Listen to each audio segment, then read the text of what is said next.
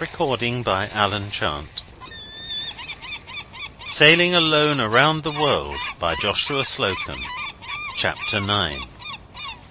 Consisting of repairing the Spray's sails, savages and an obstreperous anchor, a spider fight, an encounter with Black Pedro, a visit to the steamship Columbia, on the defensive against a fleet of canoes, a record of voyages through the strait, a chance cargo of tallow.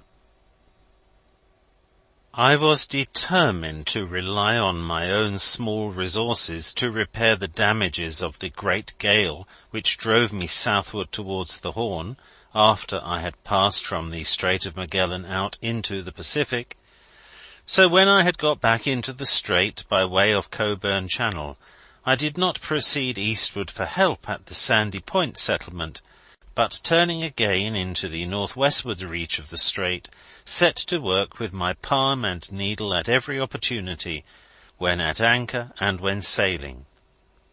It was slow work, but little by little the squaresail on the boom expanded to the dimensions of a serviceable mainsail, with a peak to it, and a leech besides. If it were not the best setting sail afloat, it was at least very strongly made, and would stand a hard blow.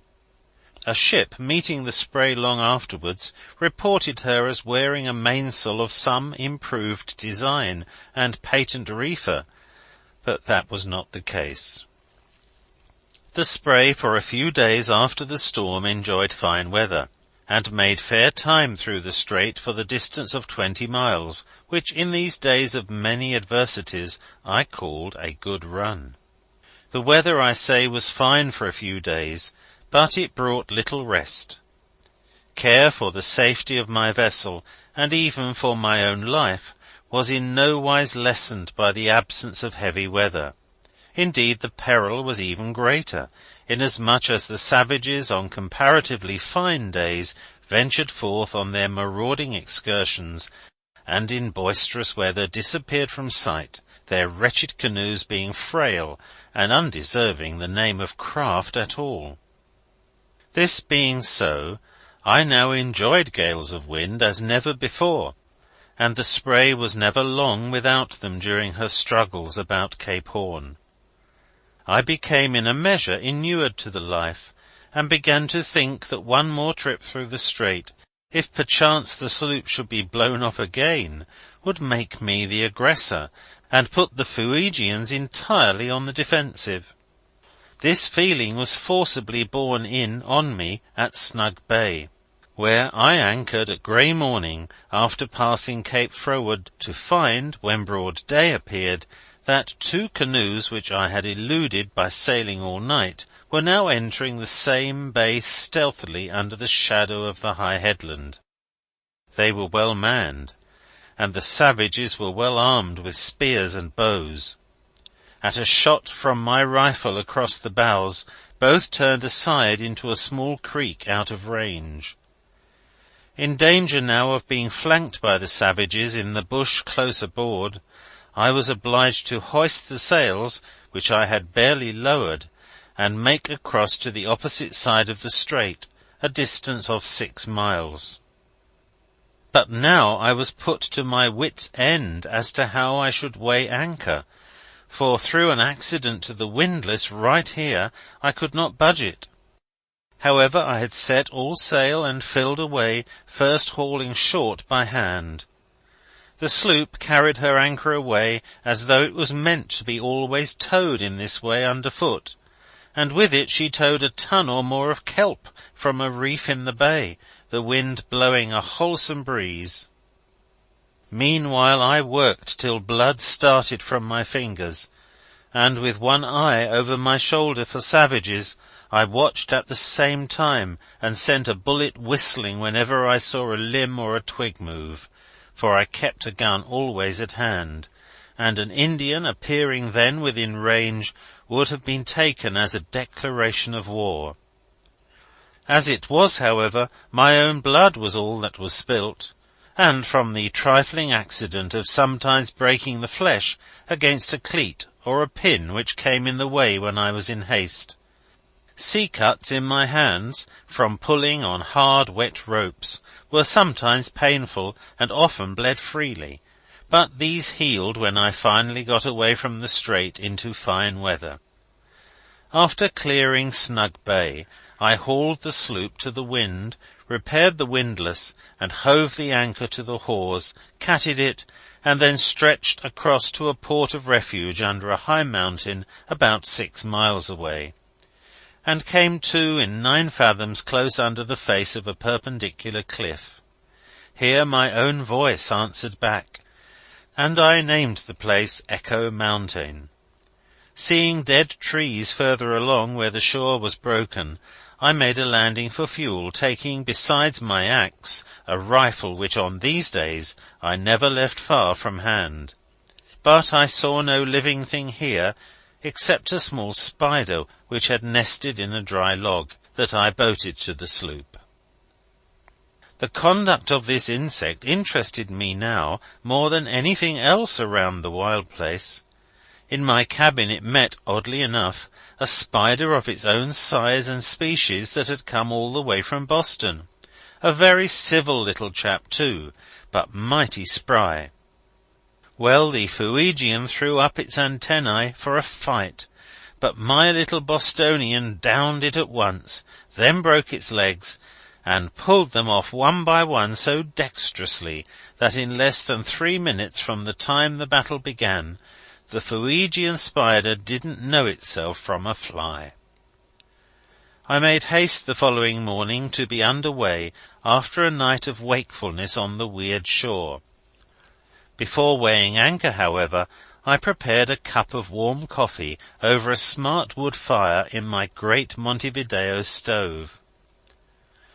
In the same fire was cremated the Fuegian spider, slain the day before by the little warrior from Boston, which a Scots lady at Cape Town long after named Bruce, upon hearing of its prowess at Echo Mountain. The Spray now reached away for Coffee Island, which I sighted on my birthday, February 20, 1896. There she encountered another gale that brought her in the lee of Great Charles Island for shelter. On a bluff point on Charles were signal fires, and a tribe of savages mustered here since my first trip through the strait manned their canoes to put off for the sloop. It was not prudent to come to, the anchorage being within bowshot of the shore, which was thickly wooded, but I made signs that one canoe might come alongside, while the sloop ranged about under sail in the lee of the land. The others I motioned to keep off, and incidentally laid a smart Martini Henry rifle in sight, close at hand on the top of the cabin.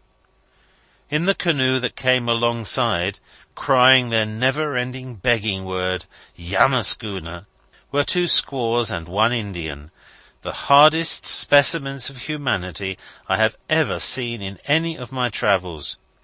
Yamaskuna was their plaint when they pushed off from the shore, and Yamaskuna it was when they got alongside. The squaws beckoned for food, while the Indian, a black-visaged savage, stood sulkily as if he took no interest at all in the matter. But on my turning my back for some biscuits and jerked beef for the squaws, the buck sprang on deck and confronted me, saying in Spanish jargon that we had met before. I thought I recognized the tone of his Yamaskuna, and his full beard identified him as the Black Pedro whom it was true I had met before. "Where are the rest of the crew?" he asked, as he looked uneasily around, expecting hands, maybe, to come out of the forescuttle and deal him his just deserts for many murders. "About 3 weeks ago," he said, "when you passed up here, I saw 3 men on board. Where are the other 2? I answered him briefly that the same crew were still on board. "But," said he, "I see you are doing all the work." and with a leer he added, as he glanced at the mainsail, "Hombre valiente." I explained that I did all the work in the day, while the rest of the crew slept, so that they would be fresh to watch for Indians at night. I was interested in the subtle cunning of this savage, knowing him as I did, perhaps better than he was aware. Even had I not been advised before I sailed from Sandy Point, I should have measured him for an arch-villain now. Moreover, one of the squaws, with that spark of kindliness which is somehow found in the breast of even the lowest savage, warned me by a sign to be on my guard, or Black Pedro would do me harm. There was no need of the warning, however, for I was on my guard from the first, and at that moment held a smart revolver in my hand ready for instant service.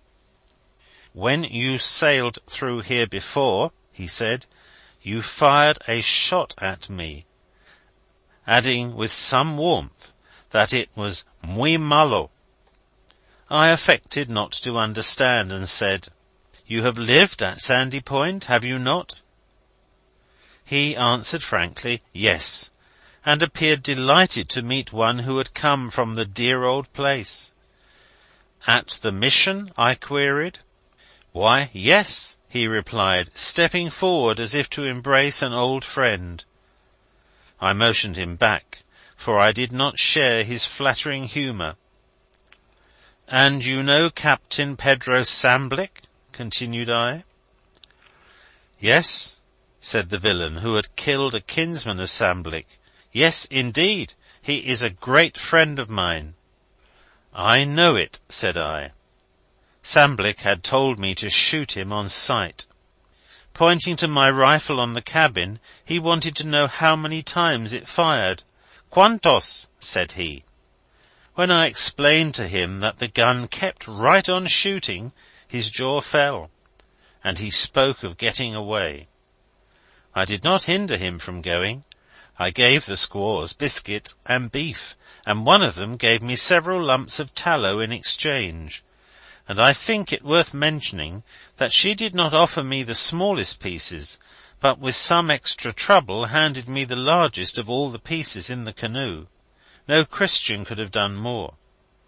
Before pushing off from the sloop, the cunning savage asked for matches, and made as if to reach with the end of his spear the box I was about to give him, but I held it towards him on the muzzle of the rifle, the one that kept on shooting.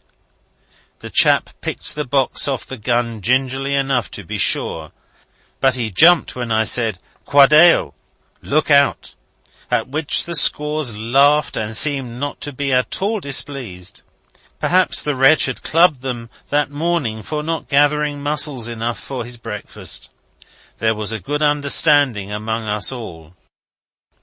From Charles Island the Spray crossed over to Fortescue Bay, where she anchored and spent a comfortable night under the lee of high land, while the wind howled outside. The bay was deserted now. They were Fortescue Indians whom I had seen at the island, and I felt quite sure they could not follow the Spray in the present hard blow.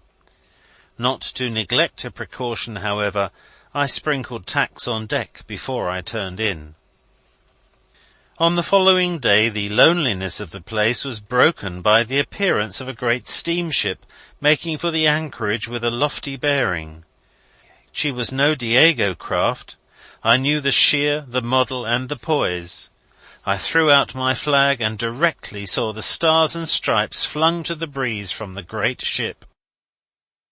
The wind had then abated, and towards night the savages made their appearance from the island, going direct to the steamer to Yamaschooner.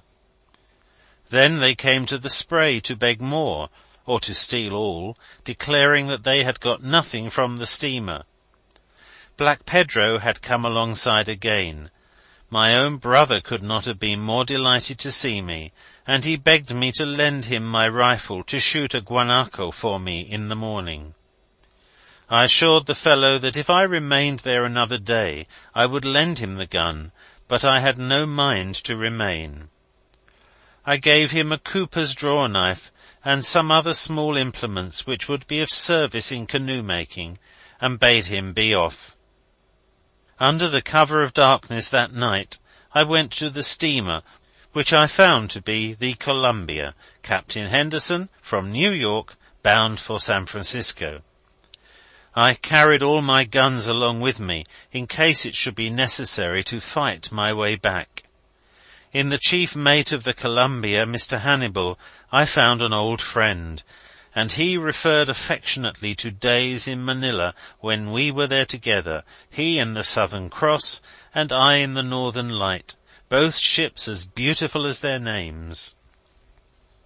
The Columbia had an abundance of fresh stores on board. The captain gave his steward some orders, and I remember that the guileless young man asked me if I could manage, besides other things, a few cans of milk and a cheese.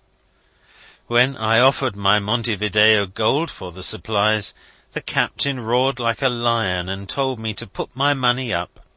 It was a glorious outfit of provisions of all kinds that I got. Returning to the Spray, where I found all secure, I prepared for an early start in the morning.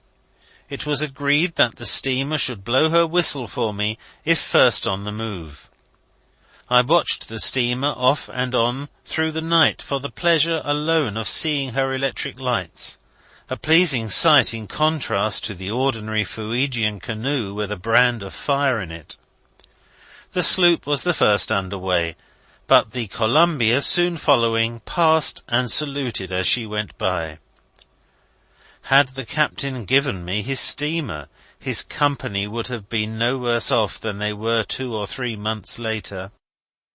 I read afterwards in a late California paper, "The Columbia will be a total loss." On her second trip to Panama, she was wrecked on the rocks off the California coast. The Spray was then beating against wind and current, as usual in the Strait. At this point the tides from the Atlantic and the Pacific meet, and in the Strait, as on the outside coast, their meeting makes a commotion of whirlpools and combers that in a gale of wind is dangerous to canoes and other frail craft. A few miles further along was a large steamer ashore, bottom up.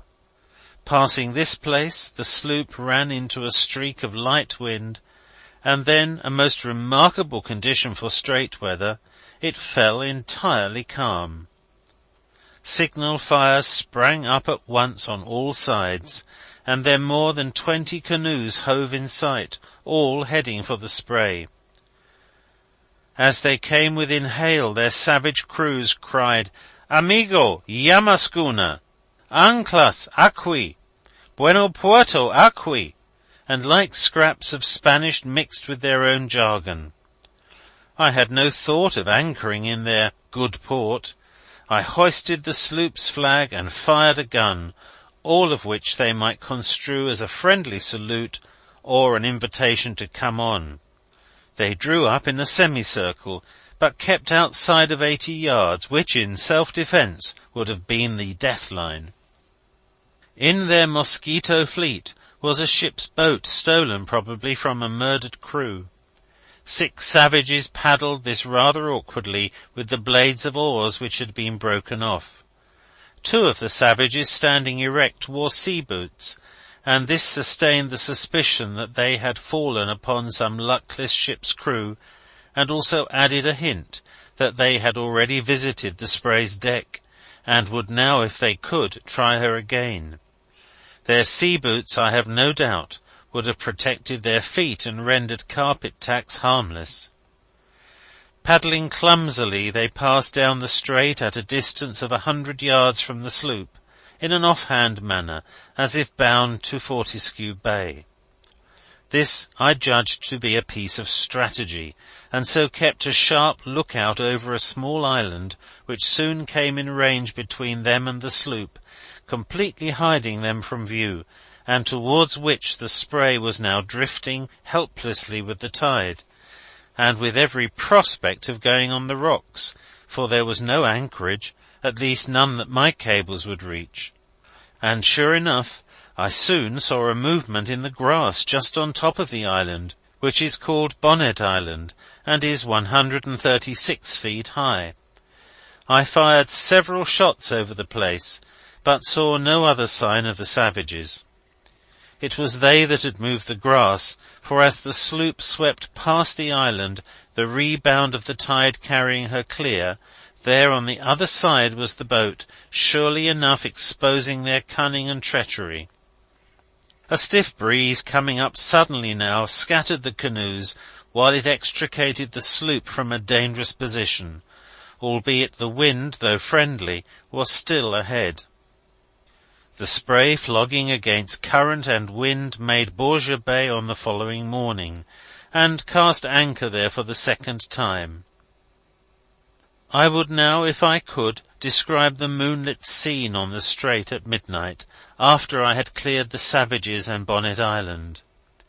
A heavy cloud bank that had swept across the sky then cleared away, and the night became suddenly as light as day, or nearly so. A high mountain was mirrored in the channel ahead, and the spray sailing along with her shadow was as two sloops on the sea. The sloop being moored, I threw out my skiff and with axe and gun landed at the head of the cove, and filled a barrel of water from a stream. Then, as before, there was no sign of Indians at the place. Finding it quite deserted, I rambled about near the beach for an hour or more. The fine weather seemed somehow to add loneliness to the place, and when I came upon a spot where a grave was marked, I went no further.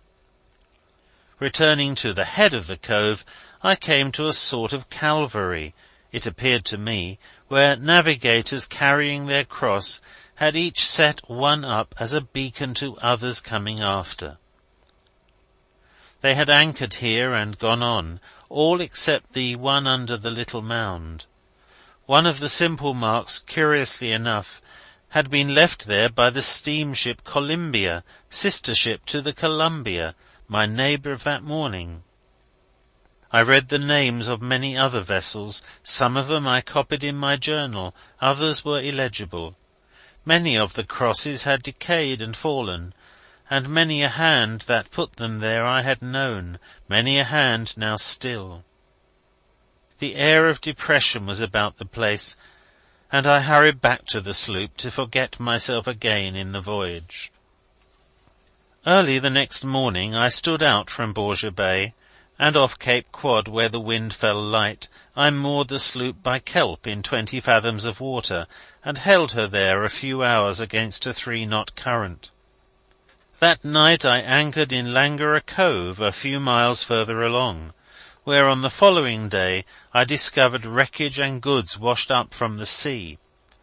I worked all day now, salving and boating off a cargo to the sloop. The bulk of the goods was tallow in casks and in lumps from which the casks had broken away, and embedded in the seaweed was a barrel of wine, which I also towed alongside. I hoisted them all in with the throat halyards, which I took to the windlass. The weight of some of the casks was a little over 800 pounds. There were no Indians about Langara.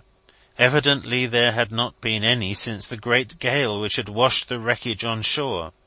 Probably it was the same gale that drove the spray off Cape Horn from March 3 to 8. Hundreds of tons of kelp had been torn from beds in deep water and rolled up into ridges on the beach. A specimen stalk which I found entire, roots, leaves, and all, measured 131 feet in length. At this place I filled a barrel of water at night, and on the following day sailed with a fair wind at last. I had not sailed far, however, when I came abreast of more tallow in a small cove, where I anchored and boated off as before. It rained and snowed hard all that day, and it was no light work carrying tallow in my arms over the boulders on the beach. But I worked on till the spray was loaded with a full cargo. I was happy then in the prospect of doing a good business farther along the coast, for the habits of an old trader would come to the surface. I sailed from the cove about noon, greased from top to toe, while my vessel was tallowed from keelson to truck. My cabin, as well as the hold and deck, was stowed full of tallow, and all were thoroughly smeared. End of Chapter 9. Recording by Alan Chant in Tunbridge, Kent, England. www.sevenoaksprep.kent.sch.uk